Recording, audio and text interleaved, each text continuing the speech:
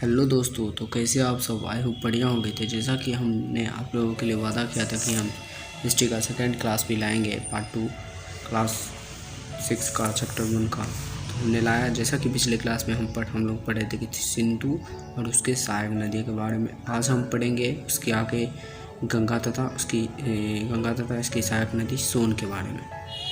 तो चलिए हम देखते हैं। पहले यहाँ के गंगा के दक्षिण में इन नदियों के आसपास का क्षेत्र प्राचीन काल में गंगा के दक्षिण में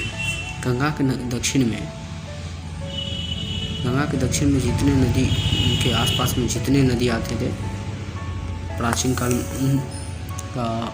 उन क्षेत्र को जो हम प्राचीन काल में मगध के नाम से जाने जाते थे। ठीक है, ये होता था। और फिर हम आगे देखते हैं मगध, जो कि अभी बिहार का एक जिला है। मगध बिहार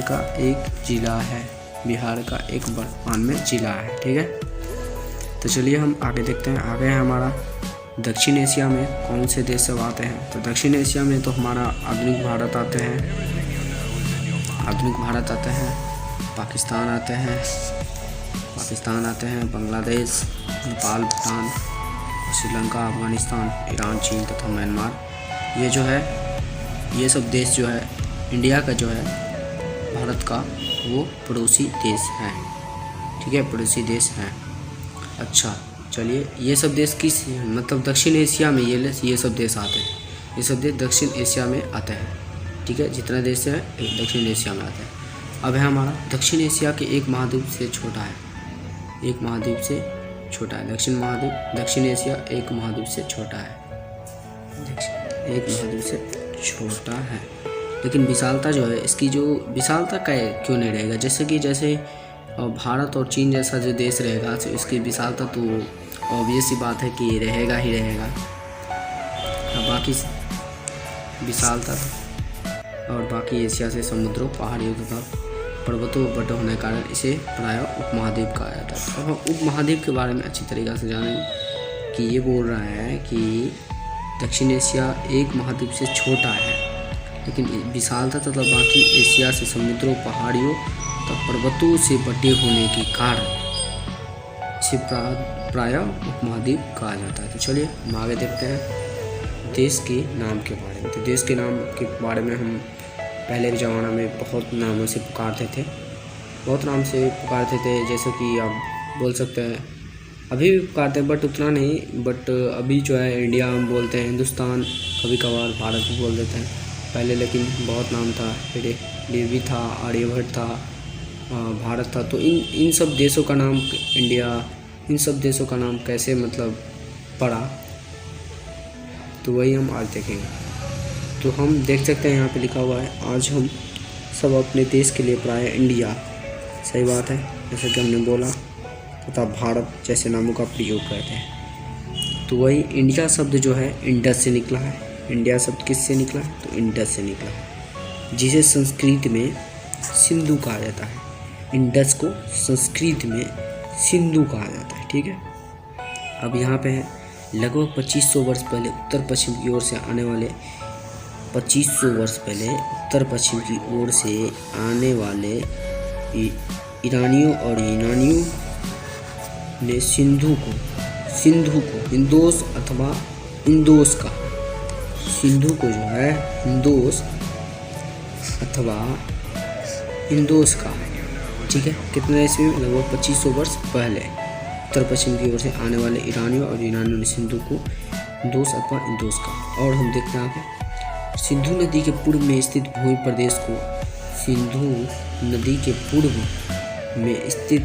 प्रदेश को इंडिया कहा है। ठीक है, अब हम देखें कि भरत नाम का प्रयोग। तो भरत नाम का प्रयोग उत्तर पश्चिम में रहने वाले लोगों के एक समूह के लिए किया जाता है। तो भरत नाम का प्रयोग जो है उत्तर पश्चिम में रहने वाले किया जाता था। उत्तर पश्चिम में रहने वाले, दिशा यहाँ पे मतलब थोड़ा इम्पोर्टेंट हो जाता है। इस समूह का उल्लेख संस्कृत की आरंभिक 3500 वर्ष कृति ऋग्वेद में मिली। इसका जो कृति है ऋग्वेद में भी मिलता है। बाद में इसका प्रयोग देश के लिए भी होने लगा, जैसे कि भारत। अब हम आगे देखते हैं दोस्तों। आगे यह है दोस्तों कि अतीत के बारे में हम लोग कैसे जानें। तो अतीत के बारे में हमें कई तरह से जानकारी मिल सकती है, जैसे कि पहले ज़माना में रखी पुस्तकों से जानकारियाँ मिल सकती है, या फिर पहले ज़माना में कोई ऐसी जगह या फिर ऐसी चीज़ जिससे कि हम पहचान सके कि ये पहले ज़माना का है और हम उससे कोई थोड़ा ज्ञान प्राप्त कर सकते। तो यही हम देखेंगे। इनमें से एक तरीका है कि आप अतीत के पुस्तकों के बारे में लिखी गई पुस्तकों को आप ढूंढिए और उसके बाद पढ़िए, जो कि पहले हाथ से लिखे होते थे। पहले का जो हाथ से लिखे होते थे वो भी मतलब तार के पत्र पर लिखे होते थे कि नहीं, तार के पत्र पर, जिसके आम भाषा में हम लोग पुस्तकों को पांडुलिपि कहते थे। पहले हाथ से जो लिखे होते थे उसको हम पांडुलिपि कहते थे। और पांडुलिपियाँ जो है प्रायः तार पत्रों, जैसे कि हमने बताया था, तार पत्रों पर, और हिमालय के जो क्षेत्र में उगने वाले भूर्ज नामक पेड़ की छाल से विशेष पर तरीके से तैयार भोजपत्र पत्र लिखित होती थी। ठीक है। और अभी जो है हम ये पॉइंट बाद में देखेंगे अंग्रेजी में। और अभी जो है ये पुस्तकें यानी पांडुलिपियाँ प्रायः मंदिरों और विहारों में प्राप्त होती हैं। इन पुस्तकों में धार्मिक मान्यताओं, व्यवहारों, राजाओं के जीवन, औषधि तथा विज्ञान आदि सब प्रकार के विषय के बारे में, बिल्कुल अतीत के बारे में यही होता था। अब अभी भी होता है कि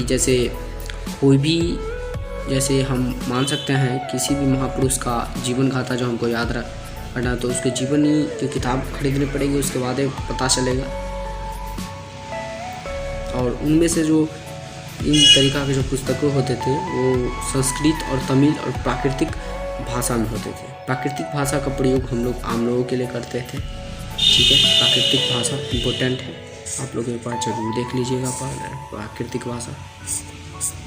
तो चलिए दोस्तों हम देखते हैं। अंग्रेजी में पांडुलिपि का प्रयुक्त होने वाले शब्द मैन्यूस्क्रिप्ट से निकला है। लैटिन शब्द मैन्यू, जिसका अर्थ होता है हाथ से लिखा हुआ। तो दोस्तों यही है आज का हमारा NCERT क्लास नोट्स का। ठीक है, तो आई होप ये आपको पसंद आया हो। देखिए दोस्तों, मेरा कोई उद्देश्य नहीं होता है कि मतलब मैं आप लोगों को ये करूँ एक तरीक़ा से जैसे सर टीचर सब का होता है। मैं टीचर नहीं हूँ दोस्तों, मैं एक सिंपल स्टूडेंट हूँ। मैं भी अपना तैयारी करता हूँ और ये मेरा सेल्फ नोट है और मैं चाहता हूँ कि आप लोगों से शेयर करूँ, इसलिए मैंने शेयर किया। अगर आपको पसंद आया तो आप लोग चैनल को लाइक और सब्सक्राइब करिए। अगर नहीं पसंद आया तो आपको नहीं भी कर सकते, आप लोग डिसलाइक भी कर सकते हैं, मुझे उतना फ़र्क नहीं पड़ता है। ठीक है, तो चलिए आई होप ये वीडियो आपको पसंद आएगा। तो मिलते हैं नेक्स्ट वीडियो में एक यही अमेजिंग के साथ। जय हिंद, थैंक यू।